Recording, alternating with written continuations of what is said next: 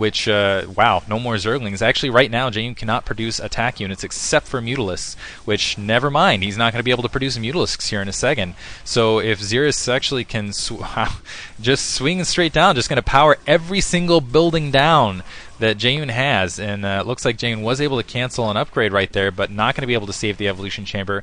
That's going to delay some upgrades altogether, and it's going to be a really long time actually before he can expunge these troops out of his main base, because again, keep in mind he can't produce anything right now. He's got to rebuild all of his tech to try to counter this, and right now he's only got a couple lurkers on his front door, was able to take out that forge, but a lot of dragoons moving up. We should see an observer out in just a second, and as soon as that observer's out with those dragoons, that could be a lot of trouble. I think that actually might be GG. It looks like another Hydralis Den.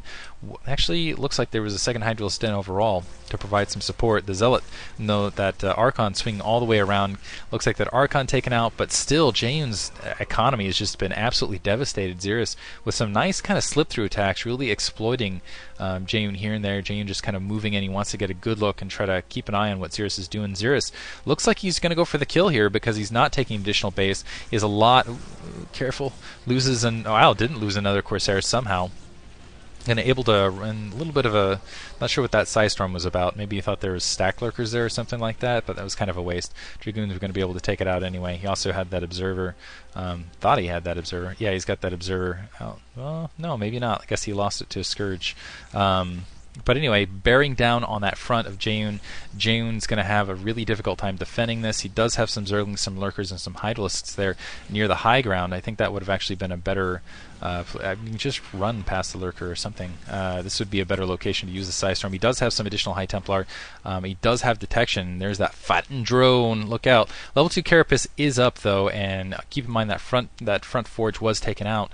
So these are hardier troops than normal, so it's not going to be pure. Let's see what Xeris... at the very least, though, Xeris is going to be able to take another base and cleverly trying to sneak it here at the 6 o'clock location. A little bit out of view here, playing a little less safe than he's usually, and mismicroing some troops. Looks like the Dragoons being as intelligent as they ever are, wandering across that northern border and therefore getting taken out. Gotta love that. And these Hydralisks are just storm bait. Yeah, getting absolutely nailed by that Psystorm. Oh, getting absolutely devastated by that Psystorm. And let me not jerk around so much for you guys. Looks like that the standard Spore defense looks like that Spore has taken out. That'll move that Observer up. The rest of these Lurkers probably going to get taken out. And Jaeyun actually able to get a lot of troops out rather rapidly. A little bit more rapidly than I thought, to kind of support this. Very nicely picking off the Observer to try to defend his front door. So it looks like he is going to be able to defend this front, but looks like with this range, with these Dragoons, they're still going to be able to whack away at this hatchery. At some point, he's going to have to move forward. Xeris taking another base in that bottom right-hand corner, feeling that he had significant enough troops to basically keep Jaeyun back, to keep the production up.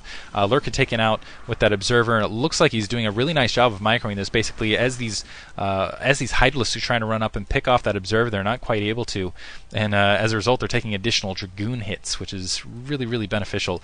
A lot of troops out here. Looks like that main looking a little bit thin, but 2 more bases to go up, and if Xeris can hold this for just another few seconds here, which it looks like he's going to be able to, because he's really giving Jaeyun some trouble here on this front door, he's just going to have an absolutely incredible economy.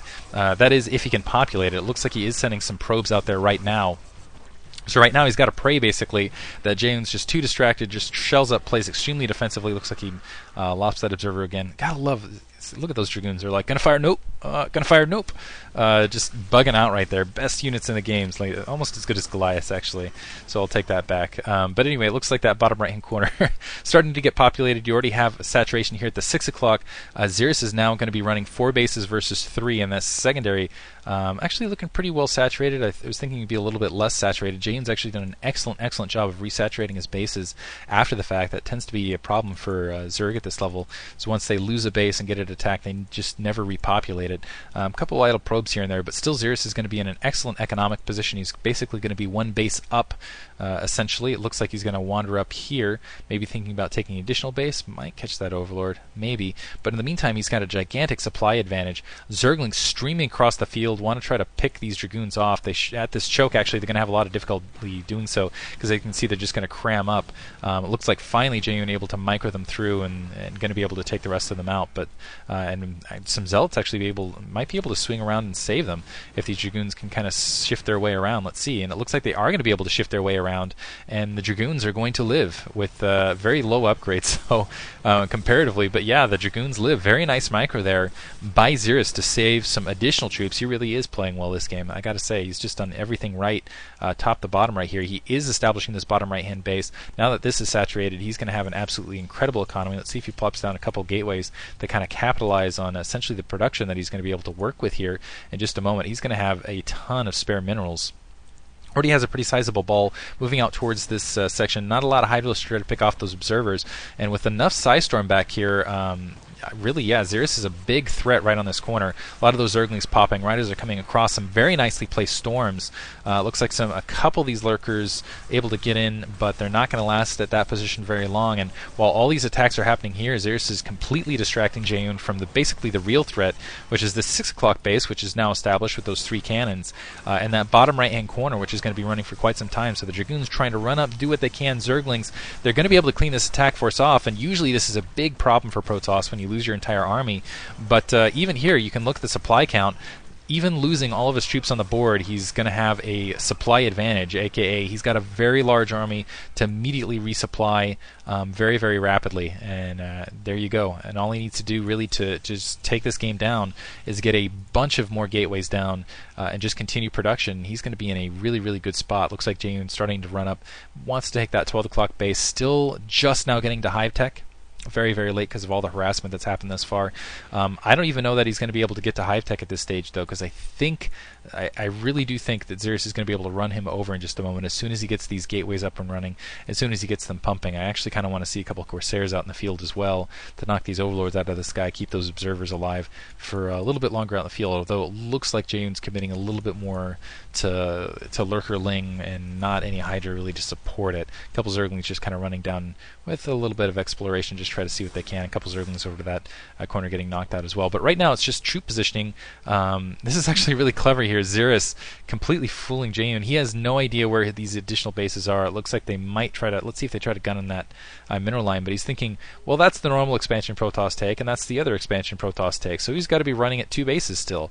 So how's he got these troops? So okay, all I have to do is defend up, and then I'll be okay. He's continuing to run Zerglings out, still not seeing that 6 o'clock, finally spotting this bottom right. But the way these Zerglings are coming in, and especially the way these buildings are warping in, he might be thinking this is coming out a lot later than it normally is, but now he's still thinking, okay, well, that's 2 base comparatively, right? So I'm not sure it was with that drone.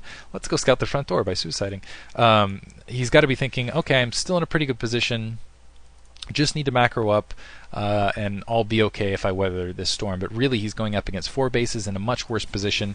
Beautiful storm drop, going to be able to catch pretty good handful of drones and at least empty that in the meantime. I don't know if there's anything else in there. Looks like there is another High Templar, and looks like Xeris also producing troops up on the front door, just emptying these expansions. Another good storm. Looks like he's going to catch several drones with that. From kind of while Jaeyun's actually playing kind of a defensive slot, and really kind of trying to just take map control and hold position. Xeris really doesn't need to attack here, and this actually might end up costing him because he's essentially sending out troops and probably to die right here that he really doesn't need to. He's running them with a lot of Dark Templar though, and a lot of troops to kind of press through this. It looks like he is going to be able to break through nonetheless, but still a little bit of a risky maneuver if he ended up losing this attack force. And really, did you see that loop through as well? Xeris really maneuvering those troops absolutely beautiful, almost in kind of a dual prong motion up to the north. Looks like he's losing a couple of those zealots, but still he's going to be able to get breach at the 12 o'clock base, take that out. I think Jaeyun's just got to sacrifice that. He's not going to be able to defend it, and with these Dark Templar with no overlords, those Zerglings are going to die very, very rapidly. Just a single, looks like they are crack upgraded. Yeah, that Dark Templar should have a field day here, killing a lot of these troops, and it looks like they're finally going to run up, do some damage. The one advantage for Jaeyun right here is, well, should have been upgrades. It looks like he hasn't been able to maintain upgrades. Single probe there, being a hero, not going to get a lot accomplished. Looks like it's another Sunken Colony still in this fight with these Dragoons, and this is what I'm talking about, losing that army. And if you just stay back, I think, a little bit longer, yeah, he did did some damage. Yeah, he took out some troops. Yeah, he forced Jaeyun to reproduce those troops. But again, I think if he went with a larger ball, he would have been in a nice position. It looks like Jaeyun now going to take that left-hand position. It looks like another good storm drop right over, able to just empty that of drones once again while Jaeyun's distracted with an attack on this front. So really nice play by Xeris altogether, really keeping Jaeyun out of position, really keeping, wow, the natural secondaries. Either there was another storm drop I missed, or that was completely emptied, and I think it is actually, or it was never resupplied, and I think it's the former rather than the latter. And you can see, just because of that last, actually that was a really smart attack. I take it back from Xeris. I take it back from